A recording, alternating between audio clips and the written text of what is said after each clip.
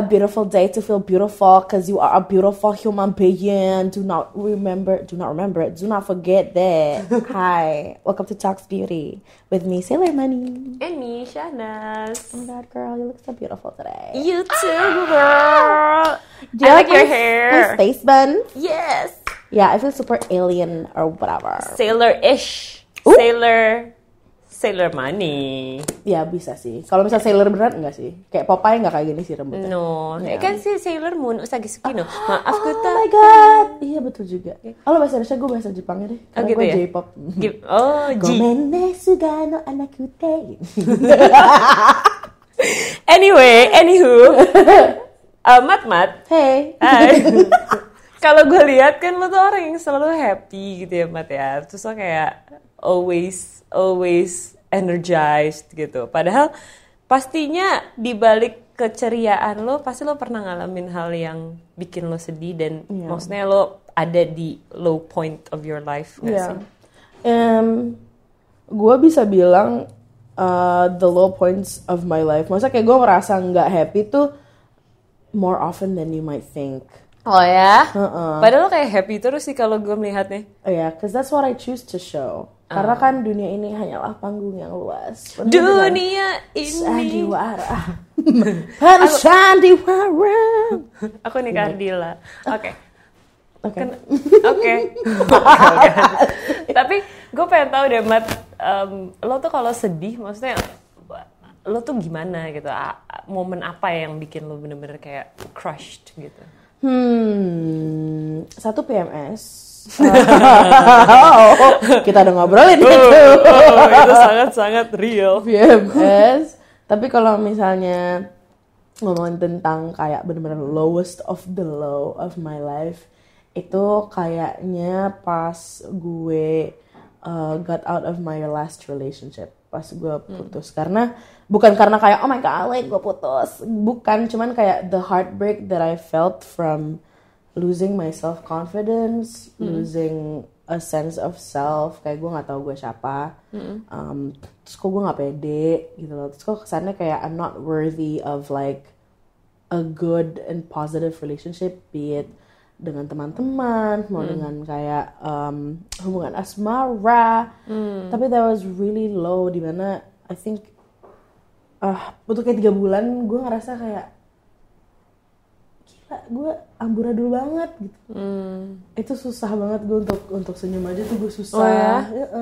Tapi maksudnya lo berinteraksi sama orang saat itu tuh gimana? Gue berinteraksi dengan orang ya of course I try to fake it, kayak ya udah kayak act like everything's okay, tapi kayak once gue di rumah gue langsung kayak terkungkung dalam kesedihan dan patah hati ini gitu loh, karena gue tuh kecewa banget sama diri gue sendiri, and then gue juga sedih karena kehilangan orang yang gue sayang, terus juga gue bertanya-tanya kayak gue nih siapa sih sebenarnya gitu, jadi gue bener kayak hilang gitu loh. Berarti kayak identity crisis juga dong? Macam kayak I feel like kalau misalnya, jadi gue pernah baca di mana kalau misalnya lo di dalam hubungan, lo menjalani hubungan lama dengan seseorang, lama banget, berarti lo kayak being with them is a part of your identity kind of. Yes. Dan kayak pas putus dan pas lo single lagi misalnya, jadi lo kayak nggak tahu, aduh gue siapa ya. Nah itu I was kind of like that. Plus kayak the other stuff karena it was kind of toxic the relationship. So ya gue kayak nangis setiap hari. Kayak So sad. it's so sad girl, but like. Tapi kayak nggak ada yang tahu. Yang tahu paling kayak teman-teman dekat gue aja. Dan gue juga kayak update mereka seminggu sekali, kayak hey guys, gue lagi ngerasa gini gitu. Kenapa? Karena you don't feel like socializing atau gimana? Gue ngerasa socializing would not make any difference. Okay. Gue ngerasa kayaknya gue harus nyelesain ini dulu sendiri. Tapi tetap sih ngobrol sama teman-teman gue. But still, gue di situ bener-bener ngerasa kayak oke, gue harus nangisin dulu deh, gue keluarin aja dulu sampai gue kelar, biar gue kalau interaksi sama orang nggak setengah-setengah gitu, kayak nggak enak kan kalau misalnya lo ngobrol sama teman lo tapi lo lagi patah hati, terus kesana kayak tadi lo jadi nggak mood, terus bukannya lo mau ngancurin mood orang, tapi ya gimana dong gitu. Betul. Kayak gue juga merasa seperti itu sih, kayak gue aware banget sama energi gue, jadi gue kalau lagi gue merasa bad energy nih, gue nggak mau nyebarin ke orang, jadi better gue sendirian aja gitu kan, sampai bener-bener bad energinya keluar, hilang, baru gue ketemu lagi sama orang. Iya, berarti kita agak mirip ya, jadi harus kayak dirasakan dulu, selesai, abis itu baru keluar sama orang. So like, what was the lowest point of your life? Gue tuh mikirin gitu ya, ever since kita bilang akan ngomongin topik beauty of your lows gitu. Dan pas gue mikir sendirian tuh gila sih, men. Gue tuh sampai kayak I'm so proud of myself saat ini, karena untuk ingat lagi kemarin tuh masih itu menakutkan banget gitu. Jadi momen itu gue rasakan ketika gue baru melahirkan bayi gue, postpartum. I don't wanna say depression ya, karena depression tuh kayaknya butuh benar-benar dibilang sama profesional lah, untuk didiagnosa baru lo bisa bilang lo begitu. Cuma gue bisa bilang kalau saat itu gue hormonal ya, ketika gue baru melahirkan, sesar, badan gue masih sakit semua, susah untuk benar-benar bisa nyusuin anak gue dengan benar juga. Jadi gue struggling banget dengan nipples gue berantakan gitu, darah di mana-mana gitu. Terus kayak menjalani setiap hari itu sulit. Kemudian ketika gue ngerasa oke, udah nih 2 bulan udah selesai, gue bilang sama kantor gue, kayak gue ready nih untuk balik lagi kerja gitu. Karena gue emang dari pertama tuh bilang nggak, gue butuh 2 bulan aja lah di rumah, karena gue bener-bener pekerja gitu. I was built to work menurut gue sampai detik ini. Jadi gue sangat-sangat ingin kembali lagi kerja. Pas gue telepon, memang dari terakhir gue cuti hamil tuh keadaannya udah nggak gitu bagus gitu kan di kantor itu. Pas gue habis ngomong gitu, mereka bilang, Nes, mendingan lo ke kantor deh, kita mau ngobrol. Oke. Kayaknya this is a bad sign gitu kan saat itu kan. Gue mikirnya oke lah, ya udah, ada apa gitu. Gue nanya aja dulu, karena ya buat apa gue juga pergi ke sana kalau ya apa ya, cuma untuk dengerin bad news gitu kan. Ya udah dikasih tahu, akhirnya program gue being cut off, semuanya tidak bekerja lagi.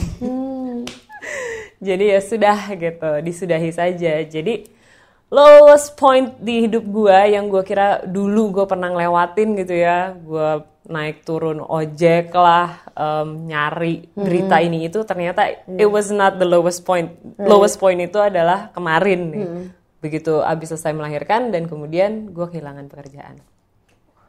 Jadi gue nangis all the time karena gue ngerasa kenapa gue ada di sini, kenapa gue cuman nyusuin anak gue di rumah pakai daster, nggak pernah pakai makeup apapun. Terus gue tuh bener-bener kayak gini loh, Mat, gue nggak tahu lagi tempat gue naro makeup gue di mana, gue nggak tahu sepatu apa yang biasa gue pakai buat tampil di publik, yang kayak gitu loh. Gue bener-bener lost banget. Gue di depan TV nyusuin anak gue aja every single day. Dan gue nangis terus. Dan untungnya suami gue yang tahu sih. Suami gue kayak, kasihan juga sih kamu gitu. Karena ini kan new normal buat kamu saat itu kan. Dan ya untungnya sih gue masih punya dia untuk ngasih tahu gue kalau pelan-pelan ya gitu. Tapi itu kayak so tough, so tough. It's like a part of you was just like gone, like gone. that. Iya, dan secepat itu gitu di momen ketika gue ngerasa gue tuh punya anak, mikirnya panjang kan, Mat. Ketika hidup gue udah kayaknya udah nyaman, gue udah ada rumah, kemudian baru kita pikirin oke, kita let's bring one child into the world gitu kan. Tapi ternyata pas gue punya malah blur, semua hilang gitu. Jadi gue kayak ngerasa wah gila sih, saat itu tuh bener-bener gue questioning, apakah ini buat gue, apakah gue ditampa realita, apakah gue kurang amal, yang kayak gitu loh, Mat. Lo pernah ngerasa gitu gak sih? Gue kurang amal kali ya? Gue kurang ini kali ya? Gue kurang bersyukur kali ya? Gue kurang bersyukur. Nah, itu terus yang ada di kepala gue, itu nangis terus. Gila sih, itu was very, very dark buat gue. Dark times. Kayak dementor datang ke dalam hidup lo. Sucking out Your soul. Your soul dan your life. Oh iya sih. Gitu sih. Tapi ya. Tapi lo jalanin aja gitu. Masih nafas sih. Alhamdulillah. Untung ada suami lo yang ngingetin kayak ya udah lo fokus dulu gitu, emang menjadi ibu and that's the time gitu. Iya. Ya tapi ya itu dia. Mungkin tough untuk semua orang ya. Karena gue juga merasa instinctively gitu. Gue kira motherhood itu akan datang begitu aja. Right. Tapi ternyata enggak kan buat gue. Jadi gue kayak mikir lagi. Jadi gue pas itu tuh apakah gue bener punya anak? Apakah ini bukan buat gue? Apa yang harus gue lakukan ya? Gue harus kemana juga. Ya? Oh my gosh. Ya itu sih, makanya memang penting banget kayaknya ketika hormonal itu tuh lo deket sama orang gitu ya. Karena kalau enggak lo sendirian, apalagi abis itu banyak kejadian lain gitu. Ya takut aja ya kalau ada sesuatu yang terjadi. Iya sih, benar-benar harus ada support system yang saklek gitu loh. Banget. Gue setuju sekali. Well, ya sih itu sangat berat. So, karena lo sudah merasakan the lowest of your lows so far. Dude, kita masih hidup loh. Jadi kayak kita harus siap kalau misalnya depan ada lagi gimana gitu. Nah, I feel like dengan adanya kejadian yang sangat menghancurkan, pasti ada juga cerita tentang triumph atau kayak cara kita overcome itu. Dude, what's bahasa Indonesia for overcome? Leave in the comments below. Mengatasi? Melampaui? Anyways. What did you do, girl? What I did kemarin sih kayaknya cuma mencoba untuk menjalani setiap hari. Udah, itu aja. Jadi gue bikin gini, goals gue kan, gue tuh planner ya. Moon sign-ku adalah Virgo. Jadi I'm a perfectionist. I'm a perfectionist. Dan gue planner. Ketika plan keluar dari apa yang gue sudah plan kan. Oke.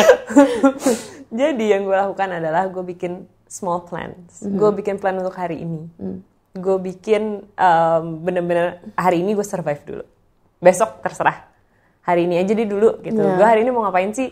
Oke, hari ini gue bangun, gue mau nyusuin anak gue. Abis itu gue mau main sebentar gitu. Gue mau main sama Pablo. Abis itu gue mau yoga sedikit. Kayak gitu-gitu aja. Terus gue mau makan enak nanti siangan gue mau minum boba juga gitu. Cuma sesimpel itu untuk membuat gue survive 1 hari aja dan sangat gue rekomend untuk nonton kayak komedi. Jadi gue tuh bener-bener Netflix, YouTube semua gue hajar buat nonton yang lucu-lucu aja dulu. Biar happy aja dulu gitu. Cuman buat hari ini deh gitu happy-nya. Nggak usah kayak panjangan. Karena kalau panjangan kan gue mumet tuh. Depan gue ada apaan ya gitu. Jadi gue pendek-pendekin. Gue baru baca sesuatu tentang anticipatory anxiety. Jadi dia tuh kayak emang anxiety yang terbuat di it's caused by the uncertainty of the future. Jadi kayak lo mengantisipasi sesuatu yang negatif yang belum even terjadi. Dan kayak gue rasa itu terjadi banget sama banyak banget orang.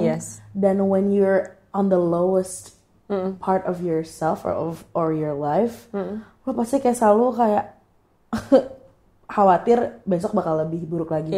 Besok bakal lebih buruk lagi. Dan itu susah banget kalau misalnya lo nggak tadi plan like one day at a time sih. Iya, karena gue tidak mau terkesan terlalu biblical ya, cuma memang ada saying yang emang bilang kalau biarkanlah kekhawatiran besok tuh buat besok gitu. Jadi hari ini lo jalanin aja hari ini gitu. Jadi gue survive di hari ini aja gue mikirnya. Udahlah gue nggak usah terlalu mikirin besok ada apaan gitu karena gue nggak tahu dan itu kan hal yang tidak bisa gue kontrol kan yang besok betul. Gitu. Jadi yang gue bisa kontrol cuma hari ini gitu. Yes, I like that. Stoicism. Stoic. Dan kalau lo waktu itu pas lo bener-bener hancur karena mantan lo ngapain? Gue somewhat juga kayak gitu sih. Let's be clear, it's not because of my ex. It's because of me. Because of you. I take accountability of my own sadness. And you should too.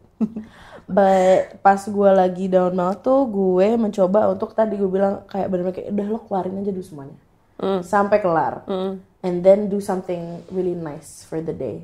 Jadi di situ gue belajar untuk kayak ngasih sesuatu positif dalam setiap hari gitu loh. Misalnya kayak hari ini gue mau maskeran, hari ini gue mau hair mask, hari ini gue mau gambar-gambar, hari ini gue mau bikin playlist, hari ini gue mau kutekan gitu loh. Kayak tapi tuh setiap hari kayak di selip-selipin gitu satu-satu aja. Jadi habis nangis, oke, sekarang ngapain gitu loh. Kasihan. Sumpah, karena kalau misalnya mungkin gue hampir banget kali ngejadwalin, oke gue nangis jam berapa ya gitu loh. Maksud gue kayak biar gue ke kantor mata nggak lebam gitu-gitu. Karena pakai sendok sis katanya, sendok dimasukin kulkas. Kan? Iya, betul. Tidak saya lakukan di situ. Iya, cuman tetap aja kalau misalnya emang kelepasan mata lebam pas ngantor kacamata gitu. Jadi lebih yang kayak ditanganin dulu deh nih kondisi yang sekarang biar kedepannya di handle pas otaknya juga udah jernih kalau gue sih kayak gitu. Iya sih bener, biar nggak terlalu butek di situ-situ aja gitu ya. Iya. Menurut gue gitu sih. And also it's nice untuk just let it out karena gue jadi lebih appreciate ini nih rasanya pas gue sedih dan gue patah hati tuh kayak gini. Jadi gue bisa lebih appreciate hari-hari di mana gue seneng, gue sama teman-teman, gue ketawa-ketawa. Tuh gue jadi kayak iya sih kayak ini, kayak momen-momen kayak gini harusnya gue cherish karena gue udah tahu nggak kayak gini tuh rasanya kayak gimana gitu. And also at the same time itu kalau misalnya rasanya agak negatif, cara pandangnya gue juga ngelihatnya lebih kayak gue bersyukur gue masih bisa nih sedih. Gue masih bisa patah hati, gue tahu rasanya apa. Berarti gue human. Berarti gue masih orang karena zaman dulu for like a couple of years gue ngerasa gue numb, gue gak punya emotion, makanya gue gak ada interest in like romance or like dating tuh, kayak gue gak peduli dan udah kayak hidup gue pokoknya kayak lempeng, yang penting seneng-seneng selesai gitu. Kayak gue gak bisa sedih, you can't break me down lah gitu, sok-sokan gitulah Aries. Sok kuat ya. Iya, sok kuat gitu padahal kayak dalamnya hancur, marshmallow. Bindang, jadi lebih apresiatif. Bener. Dan ada satu hal lagi yang juga gue lakukan waktu gue mencoba untuk recover dari kesedihan itu adalah gue staying away dari sosial media. That's sangat jauh. Karena apa? Karena gue merasa left out kan. Gue merasa gue di rumah aja kan waktu itu kan. Di rumah nyusuin anak gitu dan gue jadi jahat. Bukan jadi jahat, gue jadi bener-bener negatif. Gue jadi nangis ketika orang punya pekerjaan, padahal itu pekerjaan dia dan it's okay, itu rezeki dia gitu kan. Gak ada apa-apanya sama tapi, lo gitu. Iya, gak ada hubungannya sama gue nangis gitu karena gue ngeliat orang jadi MC di sini, orang siaran di sini, pekerjaan yang gue lakukan dan semua orang lain lakukan dengan lancar dan gue enggak gitu saat itu. Jadi gue staying away dari sosial media karena membuat gue kok gue jadi jahat sama orang ini gitu. Kok gue jadi mikir aneh-aneh padahal ya dia pekerjaan dia gitu loh. Jadi ya itu yang gue lakukan. Pokoknya nggak deh, gue sendiri dulu aja. Gue lihat hal yang bisa gue kontrol. Karena makin gue ngelihat kehidupan orang berjalan dengan luar biasa, ketika gue down gue tidak bisa merasakan kebahagiaan yang mereka rasain. Gitu.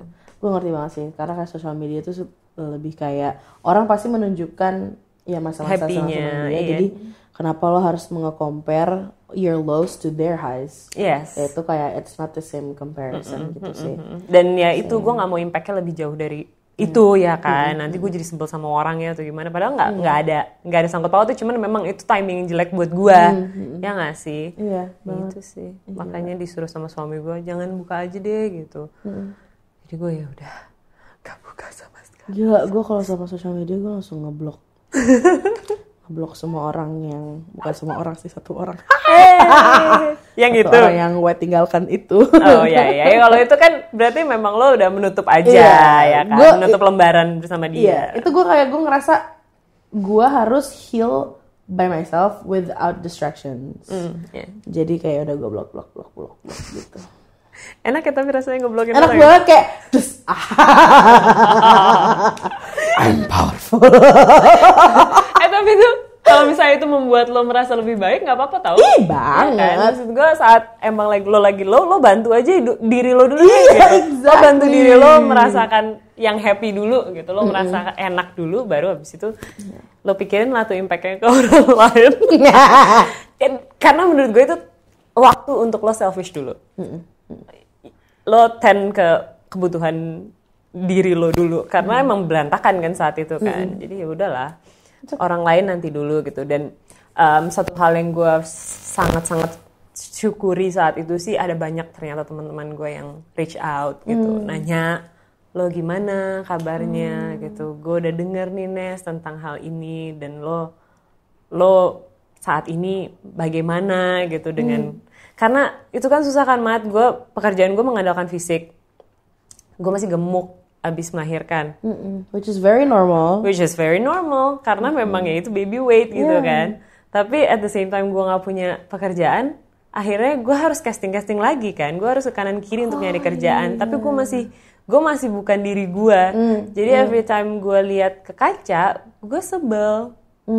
Karena kenapa ya ini terjadi di saat gue merasa bukan diri gue gitu. Oh God, itu pasti kayak rasanya benar-benar kayak tumpuk. Pasti. Oh my Lord. Gue ngerasa kayak bahkan ngelihat kaca pun nggak berani. It was tough. Yeah, shit. Oh my God, that's so heavy, man. Kayaknya gue butuh professional help sih sebenarnya saat itu. But then you did, right? Lo reach out gak sih? Gue reach out ke beberapa, nggak ke orang, tapi gue reach out ke beberapa artikel. Gue cari tahu apa yang terjadi sama gue, apa yang harus gue lakukan gitu. Dan ya small things yang gue lakukan ternyata berdampak baik gitu. Gue mencoba untuk lebih dekat sama keluarga gue gitu kan. Ya hal-hal yang bisa gue lakukan aja. Tapi gue juga kayak nonton YouTube kayak The School of Life, How to Get Over a Heartbreak gitu, How to Gain Your Confidence Back gitu, yang review video gitu loh. Tutorial untuk membereskan diri saya. How to beres diri. Asli men, kayaknya Marie Kondo harus bikin deh. Iya, dia bilang I love mess. Do you love messy people? Like us. Please tidy us up. Tapi gue rasa mess ini akan terjadi sama maksudnya bukan hanya kita gitu. Pasti akan ada satu momen di dalam di dalam hidup lo yang lo merasa lo messed up banget saat itu yang nggak sih, dan you don't like being you at that moment gitu.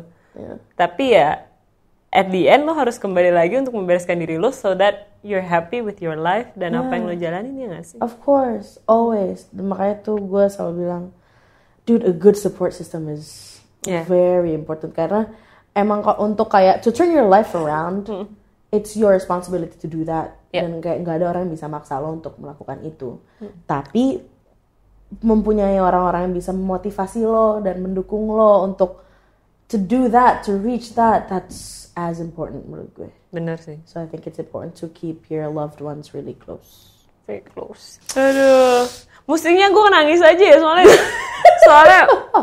dari tadi eyeliner gue kan kagak beres, susah ngapusnya. Sekalian sekalian gue hapus. Oh my God. Fuck. Washed away by tears. Gila ya. Damn. Oh my God. So emo. Lumayan sedih sih. I mean, tapi nggak berarti sedih itu selalu negatif. Betul. Sedih itu berarti lo kan tetap hidup ya, Mat. Iya. Tapi apa yang jadi highlight lo? Apa yang bisa lo pelajari ketika lo down kemarin? Secara holistik, gue bisa tahu. Secara holistik lo dia. Betul nggak sih kayak betul. Ya kan? Holistic jurnalis. Secara holistik, gue jadi ya tadi sih, gue appreciate kalau gue masih bisa merasakan macam-macam emosi. Yes, gitu. The beauty of it is how I'm still human and I'm still functioning well. Kayak reaksi-reaksi fisik gue terhadap reaksi mental juga bekerja dengan baik gitu. Kayak kalau gue sedih berarti air mata yang keluar untuk kayak melepaskan kayak hormon-hormon itu kan. And also gue jadi makin deket sama sahabat-sahabat gue gitu karena they truly were helping me in like bukan cuma bilang kayak it's gonna be okay. Enggak, mereka kayak gini Mat, logically kan lo gini makanya it's normal untuk kayak gini gitu. Jadi apa ya, untuk punya support system yang kokoh tuh penting banget. Parah. Even if lo nggak kayak selalu curhat setiap hari ya, just to know that they're totally gonna be there for you, dan kayak mereka ngerti apa yang lo rasain. Jadi lo ngerasa dulu didengerin dan dimengerti. That's the beauty of it. I feel like a lot closer with myself and my friends. Iya sih. Yeah, what about you? You girl, lo bener-bener damn. I'm a lion. You're a lioness girl. Aduh, iya sih. Tapi apa yang gue pelajarin sih sebenarnya untuk pasrah ya. Karena kayaknya gue jalanin hidup tuh kemarin sampai kayak 30 tahunan itu terlalu kayak saklek gitu loh. Abis ini gue gini ya, abis ini gue gitu ya, abis ini gitu. Pas semuanya harus according to plan gitu ya. Yes, according to plan, kayak nggak boleh ada. Gue tuh nggak pernah kayak ngasih chance buat failure gitu loh. Jadi gue kuliah aja harus beres ya gitu. Gue nggak pernah tuh ngerjain tugas yang tiba-tiba kelewat gitu kan, atau tugas gue nggak gue kumpulin, atau gue intentionally drop out dari suatu kelas. Nggak pernah gue lakukan sama sekali. But then again, ternyata itu yang bikin gue capek ya. Maksudnya ternyata ada hal-hal yang emang nggak bisa gue kontrol. Dan pasrah akhirnya gue. Gue belajar kalau ketika lo pasrah, lo nggak mengharapkan apapun sama hidup. Akhirnya hidup akan berjalan dengan baik. Hidup akan berjalan ya begitu, emang ada di atas, kadang ada di bawah, ya kan. Sesimpel itu gitu. Cuman kan dulu gue selalu mikir enggak gitu. Gue nggak boleh sampai ada di bawah gitu. Gue nggak boleh. Gue harus di atas terus. Gue harus striving buat jadi paling bagus gitu. Tapi ya itu karena anak gue tuh gue namain Roda ya. Arti nama dia tuh Roda. Dan gue jadi kayak ngerasa nih roda satu dateng ya, emang muterin semuanya gitu. Jadi dude, I'm so emotional. Oh, it's okay girl. Oh my god, we love this. Do you want tissue? I don't have it though. I don't have. Do you want my shirt? Tapi ya jalanin aja karena susah, Bo. Iya, mau gimana lagi. Tapi menurut gue dari pasrah itu, menurut gue di situ lo bener-bener let yourself free. Dan untuk pasrah tuh it takes an amount of courage juga. I know. Gue nggak mungkin ada orang takut yang bisa pasrah. Cuma orang berani aja yang bisa pasrah. Dan pasti kalau misalnya pasrah tuh lo jadi lebih bersyukur dan lebih apresiatif. Dan lo kayak you're closer to the universe or like your spiritual beliefs gitu. Biasanya juga ada orang-orang yang kayak ini, this is God's way gitu. Itu juga. Ya itu sih bener. Akhirnya kayak lebih spiritual karena ya the only thing yang lo bisa lakukan adalah menguatkan diri lo. Dan thank goodness kayaknya udah lewat ya. Thank God. Thank God. Tapi kalau lo inget lagi tuh kayak anjrit. It was tough man. Kayak gue dibilang recover sampai hari ini, enggak sih, gue masih traumatized banget. Tapi gue nggak tahu traumatized-nya karena apa gitu ya. Maksudnya apakah karena postpartum? Tapi gue rasa sih enggak gitu. Karena kalau lo tanya gue happy apa nggak punya anak, happy banget. Ternyata lucu banget gitu kan. Cuma saat itu mungkin timingnya emang belarakan. Dan akhirnya 1 tahun kemudian, 2 tahun lewat, ya sudah. I'm still okay. Yeah, girl, you made it. Gila. Kalau misalnya lo nggak melalui itu, gue rasa lo juga nggak bisa menemukan kekuatan lo juga sih, di mana like you're a mom and you're still doing your career very well. Kayak, dude, kalau itu bukan berkah dari Tuhan dan semuanya, I don't know what it is. Because I feel like, pasrah aja. Because anything in life, semua hal hanya ujian, kehidupan itu. Makasih ya, akhirnya gue ketemu lo dan akhirnya agak-agak lebih happy gitu sekarang. Iya. But ya itu story kita. Sorry ya, banyak air mata yang keluar. it's okay, girl. Tapi at least lo masih ada sampai hari ini. Girl, yes. Dan lo bisa merasakan banyak hal dan itu privilege untuk punya apa yang lo punya sekarang. Yeah. Jadi thank you for tuning in and watching this episode. This very emotional episode for me. Yeah. Well, next week we're gonna be back with a lot more interesting stories and topics. And just remember, kayak di hidup ini nggak ada yang lo nggak bisa lalui. So take one step at a time and appreciate every day. Stay beautiful. Keep breathing. Breathe in, breathe out. Bye guys. Yeah.